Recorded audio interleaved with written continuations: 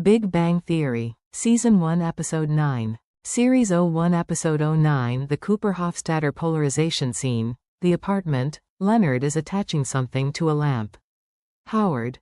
Gentlemen, I am now about to send a signal from this laptop through our local ISP, racing down fiber optic cable at the speed of light to San Francisco, bouncing off a satellite in geosynchronous orbit to Lisbon, Portugal, where the data packets will be handed off to submerged transatlantic cables terminating in Halifax, Nova Scotia, and transferred across the continent via microwave relays back to our ISP and the X10 receiver attached to this. Clicks mouse, lamp switches on, lamp. The others cheer and clap. Scientific jargon. Howard rattles off a detailed, scientifically accurate, though overly complex for the task, explanation of how the signal will travel. Expression. This opening sequence immediately establishes the guy's intellectual prowess in technical matters, coupled with their childlike excitement over a mundane achievement, turning on a lamp remotely. The cheers and clapping underscore their shared enthusiasm for such feats. Sheldon. Look at me, I've got goosebumps. Expression. Sheldon's intense physical reaction to the technological achievement, showing his deep, almost visceral connection to science and technology. Howard. Are we ready on the stereo? Raj. Go for stereo. Howard clicks mouse again. Also Sprach Zarathustra begins to play. At the climactic notes, the four jump in the air and begin pretend conducting or jumping about in time to the music. Cultural reference. Also Sprach Zarathustra, a classical music piece by Richard Strauss, famously used in Stanley Kubrick's 2001, A Space Odyssey, to signify moments of profound discovery or evolution. Expression. The choice of music elevates their mundane achievement to something grand and significant, highlighting their shared nerd culture and dramatic flair. Their synchronized, childlike jumping shows their collective enthusiasm and social isolation. Penny, entering, hey guys. All, calming down, embarrassed, hello. Penny, it's a little loud. Howard, no problem, turning it down.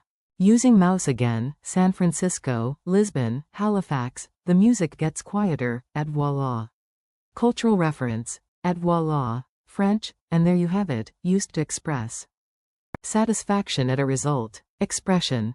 Penny's entrance acts as a reality check, immediately deflating their dramatic performance and bringing them back to an embarrassed social awareness. Howard's continued verbose explanation of the remote control operation highlights the contrast between their technicality and Penny's practicality. Penny. Oh, you know you can just get one of those universal remotes at Radio Shack, they're really cheap. Leonard. No, you don't get it. Howard, enable public access. Cultural reference. Radio Shack, a former electronics retail chain, known for selling common electronic components and devices. Expression. Penny's down-to-earth, practical solution completely misses the point for the guys, emphasizing the polarization between their scientific intellectual pursuits and everyday practicality. Leonard's frustration highlights this gap. Sheldon. Someone in Sichuan province, China is using his computer to turn our lights on and off. Penny. Well that's handy. Here's a question, why? All together, because we can. Geographical reference. Sichuan province, China.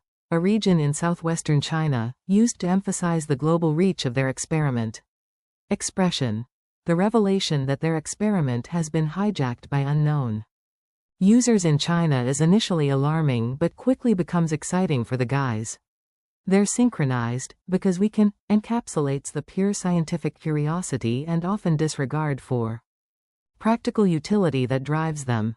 Sheldon. They found the remote-controlled cars. Penny. Well, wait, what's on top of them? Leonard. Wireless webcams, wave hello. Technology. Remote-controlled cars, wireless webcams, common tech gadgets used for surveillance or remote control. Expression. The escalation of the invasion to remote-controlled cars with webcams, demonstrating the unexpected, and somewhat invasive, consequences of their public access experiment. Howard. The monster truck is out of Austin, Texas, and the Blue Viper is being operated from suburban Tel Aviv. Sheldon, you may want to put on slacks. Penny, what? Seeing red car is trying to get between her legs. Ew, stop it, no, leave me alone. Howard, that would be me. Geographical reference, Austin, Texas. Tel Aviv. Diverse locations used to emphasize the global nature of the remote operators. Expression. The reveal of the cars being controlled remotely, leading to Howard's perverted manipulation of his car to look up Penny's skirt. This highlights Howard's persistent lecherous nature and makes the global experiment very uncomfortable for Penny. Scene. The same, clearing up. Sheldon. You know, in the future, when we're disembodied brains in jars, we're going to look back on this as 8 hours well wasted. Sci-fi trope. Disembodied brains in jars. A common science fiction concept of preserving consciousness. Expression. Sheldon's unusual view of the future, where brains are preserved, and his well-wasted remark reveal his unique definition of productive time and his detachment from conventional social experiences. Raj. I don't want to be in a jar. I want my brain in an android body. 8 feet tall and ripped. Howard. I'm with you. I just have to make sure if I'm a synthetic human I'd still be Jewish. I promised my mother. Raj. I suppose you could have your android penis circumcised. But that's something your rabbi would have to discuss with the manufacturers. Sheldon. Not to mention you'd have to power down on Saturdays. Cultural references. Android, Jewish, rabbi, circumcised, power down on Saturdays, Sabbath. This dialogue combines futuristic sci-fi concepts with traditional Jewish religious practices, circumcision, observing Sabbath by not working, using electricity. Expression. This exchange is a fantastic example of the show's humor, blending sci-fi speculation with deeply ingrained cultural and religious concerns. Raj's desire for a physically imposing body, Howard's absurd concern about his Jewish identity as an android, and Raj's crude but logical extension of that concern, followed by Sheldon's very literal and practical, and technically correct, point about the Sabbath, creates a uniquely nerdy and culturally specific comedic exchange. Leonard. It's from the Institute for Experimental Physics. They want us to present our paper on the properties of supersolids at the topical conference on Bose-Einstein condensates. Scientific concepts. Supersolids, Bose. Einstein condensates. Advanced concepts in condensed matter physics. Expression. The core conflict of the episode is introduced, an opportunity for academic recognition that immediately triggers Sheldon's social anxieties and arrogance. Sheldon. I know. I read it before I threw it out. Leonard. Okay, if I may drill down to the bedrock of my question, why did you throw it out? Sheldon. Because I have no interest in standing in the rose room of the Pasadena Marriott in front of a group of judgmental strangers who wouldn't recognize true genius if it were standing in front of them giving a speech. Which, if I were there, it would be. Expression. Sheldon's extreme arrogance and social anxiety are on full display. He simultaneously believes himself to be a transcendent genius and is too uncomfortable to present to a room of peers he deems lesser. His, which, if I were there, it would be, is a classic example of his self-aggrandizement. Howard. I don't know, Sheldon, those topical conferences on Bose-Einstein condensates parties are legendary. Leonard. Forget the parties. Howard. Forget the parties? What a nerd. Expression. Howard's focus on the social aspect, parties, of a scientific conference contrasts sharply with Leonard's serious scientific focus. Howard's insult of Leonard for prioritizing science over socializing is ironic coming from him. Leonard. Did UPS drop off a Nobel Prize with my name on it? Sheldon. Leonard, please don't take this the wrong way, but the day you win a Nobel Prize is the day I begin my research on the drag coefficient of tassels on flying carpets. Cultural reference. Nobel Prize, UPS, flying carpets, the highest award in various scientific fields, a package delivery service, and a fantastical mode of transport. Expression. Sheldon delivers a brutal insult masquerading as a polite statement, expressing his absolute conviction that Leonard will never win a Nobel Prize by linking it to an absurd, impossible scientific endeavor. This showcases Sheldon's cutting wit and deep-seated intellectual superiority complex. Raj. Hoo. The only thing missing from that insult was, yo mama. Howard. I've got one. Hey Leonard, your mama's research methodology is so flawed. Leonard. Shut up, Howard. Slang. Yo mama. Joke. A type of insult based on a derogatory statement about someone's mother. Expression. Raj's immediate appreciation of Sheldon's sophisticated insult and Howard's attempt to turn it into a cruder, yo mama, joke, which Leonard immediately shuts down. Sheldon. No we don't. We have to take in nourishment, expel waste, and inhale enough oxygen to keep ourselves from dying. Everything else is optional. Expression. Sheldon's reductive and highly literal definition of human necessity, dismissing all other human endeavors, including academic presentations, as non-essential, reinforcing his peculiar worldview.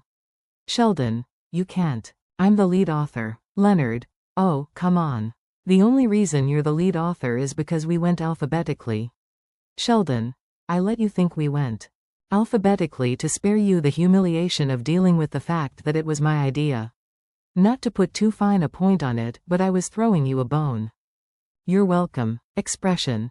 Sheldon's condescending revelation that he orchestrated the alphabetical authorship, claiming intellectual superiority and a bone thrown to Leonard. This is the core of their polarization, Sheldon's need for unchallenged intellectual dominance. Leonard. Excuse me, I designed the experiment that proved the hypothesis. Sheldon. It doesn't need proving. Leonard. So the entire scientific community is just supposed to take your word? Sheldon. They're not supposed to, but they should. Scientific method. Leonard highlights the importance of empirical proof, while Sheldon's arrogance dismisses it. Believing his word is sufficient. Expression. This exchange perfectly illustrates the clash between theoretical genius, Sheldon, and empirical science, Leonard, showcasing Sheldon's disdain for the scientific process when it conflicts with his own confidence. Leonard. And I forbid it. Sheldon. If I'm not taking credit for our work then nobody is. Leonard. Oh, you admit that it's our work. Sheldon. No, once again, I'm throwing you a bone. And once again, you are welcome. Expression. Sheldon's possessive and contradictory stance. He forbids presentation but then claims joint ownership, only to immediately backtrack. With his bone metaphor, denying Leonard any genuine credit. Scene. Leonard's bedroom. Penny is looking through his closet. Leonard. Not only is he still not talking to me, but there's this thing he does where he stares at you and tries to get your brain to explode. You know, like in the classic sci-fi movie Scanners? Puts fingers to head. You know, BZZZP Chew. Never mind. Cultural reference. Scanners. A 1981 horror film where individuals with psychic powers can make heads explode. Expression. Leonard's frustration with Sheldon's passive-aggressive tactics and his attempt to explain a niche sci-fi reference to Penny, which she clearly doesn't get, highlighting their different interests. Leonard. How about this one? It says, I know my physics, but I'm still a fun guy. Penny. Oh, hey, I didn't know they still made corduroy suits. Leonard. They don't, that's why I saved this one. Expression. Leonard's attempt at presenting a fun image that is immediately undercut by Penny's observation about his hopelessly outdated fashion sense. Penny. Seriously, don't even give it to charity, you won't be helping anyone. Expression. Penny's brutal honesty about the quality of Leonard's clothes, emphasizing how bad they are. Leonard. Oh, that's the bottled city of Kandor. Penny. Aha. Leonard. You see, Kandor was the capital city of the planet Krypton. It was miniaturized by Brainiac before Krypton exploded and then rescued by Superman. Penny. Oh, nice. Leonard. It's a lot cooler when girls aren't looking at it. Cultural reference. Kandor, Krypton, Brainiac, Superman. Iconic elements from Superman comic book lore. Expression. Leonard's attempt to share his beloved nerd memorabilia and his self-aware, and slightly pathetic, admission that his hobbies lose their appeal when viewed by someone outside his subculture. Penny. Well, where you going? Just put them on. Leonard. Here? Penny. Oh, are you shy? Leonard. No, I'm not shy. Penny. Don't worry, I won't look. Leonard. I know you won't look. Why would you look? There's nothing to see. Well, not nothing. Penny. Sweetie, put the pants on. Expression. Penny's casual directness about changing clothes in front of her, and Leonard's extreme awkwardness, insecurity, and rambling about his own body, highlighting his lack of confidence with women. Leonard. No, no. Scientists do not compromise. Our minds are trained to synthesize facts and come to inarguable conclusions. Not to mention, Sheldon is batcrap crazy. Expression. Leonard's adoption of Sheldon's stubbornness, arguing that scientists don't compromise, despite the reality of scientific collaboration, before immediately admitting Sheldon is batcrap crazy. Leonard. Oh, careful. That's my original series Battlestar Galactica flight suit. Penny. Oh, why didn't you wear it at Halloween? Leonard. Because it's not a costume, it's a flight suit. Cultural reference. Battlestar Galactica, original series, a science fiction television franchise. Expression. Leonard's deep reverence for his sci-fi memorabilia, insisting it's not a costume, but a functional flight suit, showcasing his inability to separate fantasy from reality. Leonard. Ah, technically yes, but, if you'll notice, it's reversible. So it works as two. Penny. Oh, sweetie, I don't think it even works as one. Is this all your clothes? Leonard. Yeah, everything since the 8th grade. Penny. The 8th grade? Leonard. My last growth spurt. Expression. Leonard's desperate attempt to rationalize his extremely limited and outdated wardrobe, followed by Penny's blunt assessment of his clothing choices and the revelation that he hasn't bought new clothes since puberty. This further highlights his lack of social awareness and arrested development. Scene. The ground floor hallway. Penny. Oh, you know, that is so weird that yours came and mine didn't. Sheldon looks confused. It was a joke. Sheldon gives a fake laugh. Yup, tip your waitresses, I'm here all week. Expression. Penny's attempt at casual banter and a dirty joke, which Sheldon completely misses, leading to his awkward, forced laugh. She then delivers a standard stand-up comedy sign-off, emphasizing his literalism. Sheldon. Penny, just to save you from further awkwardness, know that I'm perfectly comfortable with the two of us climbing the stairs in silence. Penny. Oh yeah, me too. Zip it, lock it. The begin to climb, put it in your pocket. Idiom. Zip it, lock it, put it in your pocket, a common saying children use to signify keeping a secret or staying silent. Expression. Sheldon's unsolicited and rude suggestion for silence, and Penny's playful and childish affirmation, showing her willingness to meet him on his odd terms. Sheldon. A little misunder. Galileo and the Pope had a little misunderstanding. Historical reference. Galileo and the Pope refers to the historical conflict between Galileo Galilei's scientific theories and the Catholic Church's doctrines. Expression. Sheldon's dramatic and self-aggrandizing comparison of his argument with Leonard to a momentous historical clash, highlighting his inflated sense of self-importance. Penny. Well, how do you feel? Sheldon. I don't understand the question. Penny. Well, I'm just asking if it's difficult to be fighting with your best friend. Sheldon. Oh, I hadn't thought about it like that. I wonder if I've been experiencing physiological manifestations of some sort of unconscious emotional turmoil. Penny. Wait, what? Sheldon. I couldn't poop this morning. Expression. Sheldon's complete inability to process emotional questions, leading to a scientific interpretation of his feelings, physiological manifestations, and then a hilariously crude and relatable physical symptom. This highlights his emotional disconnect and his literal interpretation of physical discomfort. Sheldon. It's certainly preferable to my plan. Penny. Which was? Sheldon. A powerful laxative. Expression. Sheldon's bizarre alternative solution for his constipation, further emphasizing his literal and overly scientific approach to personal problems. Penny. And he told me himself that without your little idea there's no way he could have come up with this whole experiment thing. Sheldon. Excuse me, little idea? Penny. Well no, not in those words. Sheldon. In what words then, exactly, Penny? Gee, the exact words aren't written, it's more the spirit in which it's, Sheldon, what did he say? Penny. You had a lucky hunch. Expression. Penny's attempt to mediate backfires as she inadvertently reveals Leonard's condescending remark, lucky hunch, further enraging Sheldon. This demonstrates the fragility of Sheldon's ego and how easily it can be provoked. Leonard, coming out of apartment. Hey, Sheldon, I've been thinking, instead of arguing about this, why don't?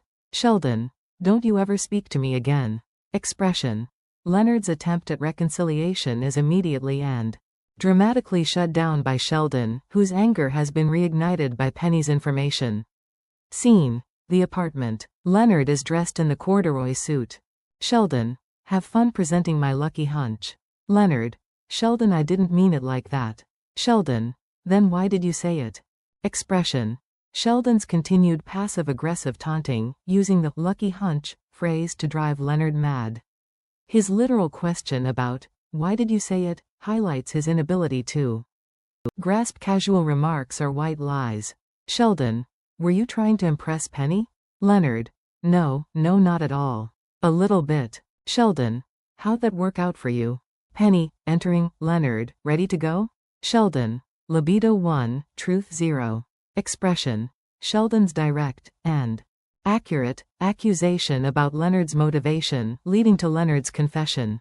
Sheldon's dry, scientific scoring of the situation, libido 1, truth 0, is a classic Sheldon-ism, showcasing his analytical and detached view of human interaction. Sheldon. And I'm telling you for the last time, it's pandering, it's undignified and bite me. Expression. Sheldon's final, venomous refusal, ending with an unexpected and very un-Sheldon-like curse, showing the depth of his anger. Sheldon places fingers to head to try to make Leonard's brain explode. Leonard leaves. Ooh, one of these days, Pikash. Expression. Sheldon's childish and frustrated persistence in trying to use his mind powers, despite their obvious ineffectiveness. Scene. A corridor at the conference. Penny is attaching Leonard's name tag. Penny. No, I didn't say better, I said less stained. Expression. Penny's continued brutal honesty about Leonard's terrible fashion, even as she tries to be helpful. Leonard. All? In particle physics, 25 is Woodstock. Cultural reference. Woodstock. A legendary 1969 music festival known for its massive crowds. Expression. Leonard's nerdy comparison of a small physics conference attendance to a huge cultural event, highlighting the disparity between their excitement and mainstream understanding. Leonard. How about this? Okay. There's this farmer, and he has these chickens, but they won't lay any eggs. So, he calls a physicist to help. The physicist then does some calculations, and he says, I have a solution, but it only works with spherical chickens in a vacuum. Raj and Howard laugh. Right? Penny. Oh, sorry, I've heard it before. Science joke. The spherical cow, chicken in a vacuum, is a common in-joke among physicists, used to describe simplified, idealized models that ignore real-world complexities. Expression. Leonard's attempt at a nerd joke to lighten the mood, which resonates with Raj and Howard, but Penny has heard it before, again highlighting the divide in their humor and social circles. Penny. I really should have brought my own car. Expression. Penny's immediate regret at being associated with Leonard's outdated suit. Scene. Leonard is presenting. Sheldon, who previously spoke, now removing his hood and dark glasses. Dr. Sheldon Cooper here. I am the lead author of this particular paper. No reaction. Thank you. And you, sir, you have completely skipped over the part where I was walking through the park, and I saw these children on a merry-go-round, which started me thinking about the moment of inertia in gases like helium at temperatures approaching absolute zero. Expression.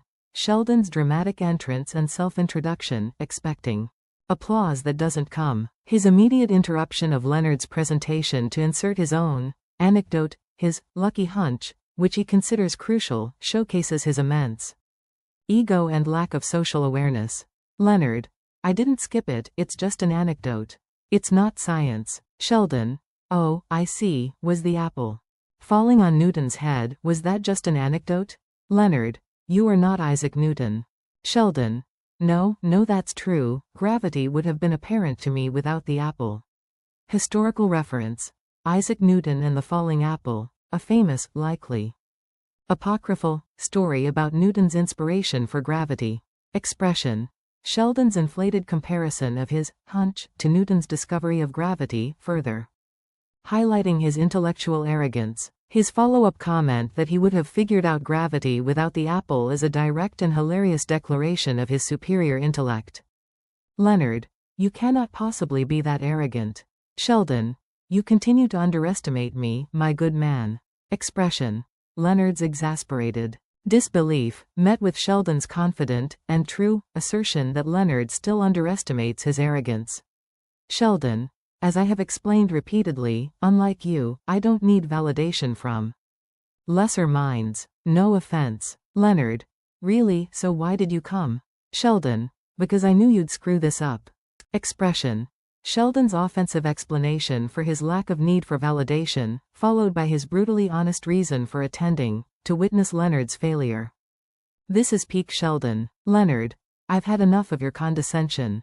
Maybe I didn't go to college when I was 11 like you, maybe I got my doctorate at 24 instead of 16, but you are not the only person who is smarter than everyone else in this room. No offense. And I am clearly not the only person who is tormented by insecurity and has an ego in need of constant validation. Sheldon. So you admit that you're an egotist? Leonard. Yes. To audience, my name is Dr. Leonard Hofstadter, and I could never please my parents, so I need to get all my self-esteem from strangers like you. But he's worse. Expression.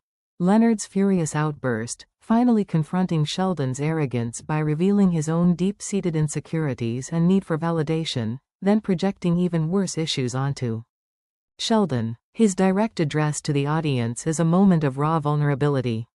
This is a crucial polarization point where Leonard articulates their core differences. Sheldon. Okay, that is it. Tries to explode brain again.